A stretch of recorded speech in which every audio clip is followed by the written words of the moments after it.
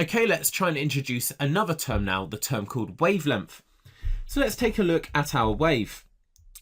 We want to say how long each cycle of the wave is. What do we mean by this? Well, the wave is repetitive, it repeats itself. And so if we start at some point and we just follow the wave around, eventually we get back to where we started, where we're at the same position and we're on the way up again. We could say at this point that we've been through one cycle of the wave.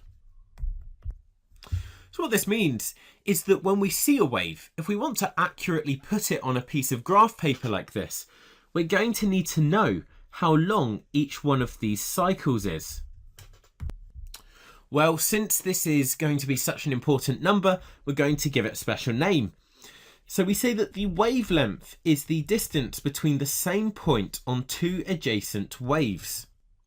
Now, in this definition, when we say two adjacent waves, what we mean is two cycles of a wave that are next to each other. So for example, we consider what we've drawn in pink here to be one of the waves, and then an adjacent wave or an adjacent cycle of the wave would be this here. And then we're told that to find the wavelength, we need to find a distance between the same point on these two waves. So let's find the distance between the start of each of these two waves. Well, this is the start of our first cycle of the wave. This here is the start of our second cycle of the wave.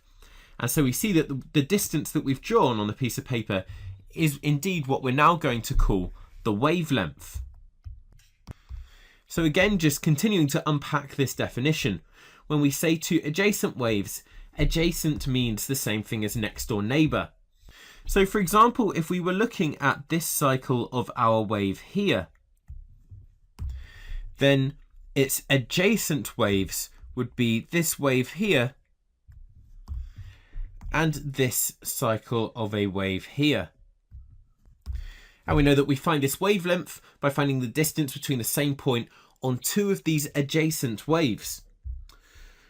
We can choose any pair of points which are one cycle apart to measure this wavelength. Hey guys, to continue watching this video and unlock hundreds of other super concise and exam board specific GCSE physics and combined science videos, just click on the Snap Revise smiley face.